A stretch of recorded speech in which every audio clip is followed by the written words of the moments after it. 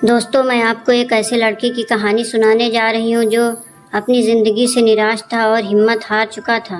अगर आज की कहानी आपको पसंद आए तो वीडियो को लाइक और हमारे चैनल को सब्सक्राइब ज़रूर करिएगा और कमेंट करके ज़रूर बताइएगा कहानी कैसी लगी। तो चलिए आज की कहानी शुरू करते हैं। कोरोना महामारी की वजह से पिछले 4 साल में काफ़ी लोगों का जीवन पूरी तरह बदल गया है। बहुत से लोगों के अपने घर परिवार के लोग कोरोना की वजह से इस दुनिया में नहीं हैं। कुछ लोगों की नौकरी नहीं रही, किसी का व्यापार खत्म हो गया। अब धीरे धीरे हालात सामान्य हो रहे हैं, लेकिन फिर काफ़ी लोग निराशा का सामना कर रहे हैं। निराशा से कैसे बच सकते हैं, इससे जुड़ी एक कहानी मशहूर है।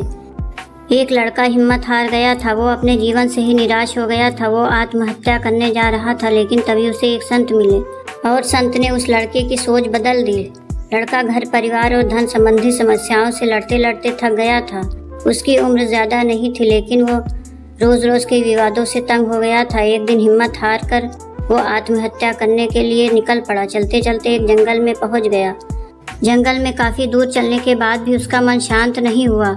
जंगल बहुत ही घना था, वहाँ जंगली जानवरों का भी खतरा था। तभी उसे एक छोटी सी झोपड़ी दिखाई दी।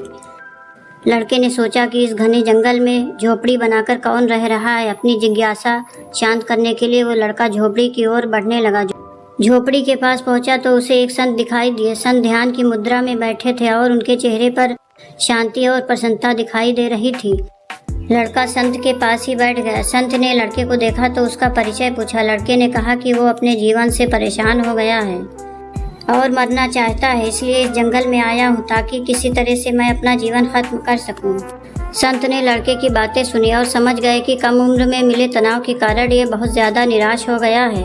उन्होंने लड़के से कहा कि तुम्हें निराशा से बचना चाहिए, समस्याएं तो आती जाती रहेंगी, समय एक सा नहीं रहता है। संत ने लड़के को समझाने के लिए एक कहानी सुनानी शुरू की। संत बोले, एक छोटे बच्चे ने एक दिन अपने घर में बांस का एक और कैक्टस का पौधा अपने घर के आंगन में लगाया। उसका बागवानी का नया नया शौक था। बच्चा रोज दोनों पौधों की एक समान देखभाल करने लगा। रोज सुबह शाम पानी देता, धूप छांव में पौधों का ध्यान रखता।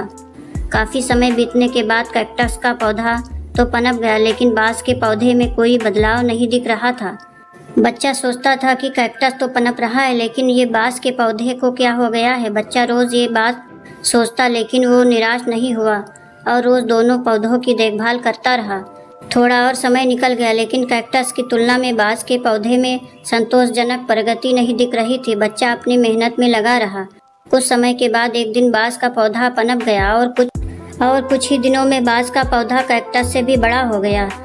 संत ने उस निराश लड़के से आगे कहा कि बांस का पौधा पहले तो अपनी जड़ें मजबूत कर रहा था, इसलिए उसे पनपने में समय लगा, लेकिन वो बच्चा भी अपनी कोशिशों से भी नहीं हटा, निराश नहीं हुआ। हमें भी अपने जीवन में 2 बातें ध्यान रखनी चाहिए। पहली बात तो ये है कि हालात कैसे भी हों, सकारात्मकता और धैर्य न छोड़ें। दूसरी बात यह है कि पहले हमें अपनी जड़ें मजबूत करनी चाहिए। अगर हमारा आधार मजबूत होगा तो हमारा काम तेज़ी से आगे बढ़ेगा। सकारात्मकता और धैर्य रखेंगे तो जीवन में जल्दी ही संतोषजनक बदलाव दिखाई दे सकते हैं। दोस्तों, आपको हमारी कहानी कैसी लगी कमेंट करके ज़रूर बताएं।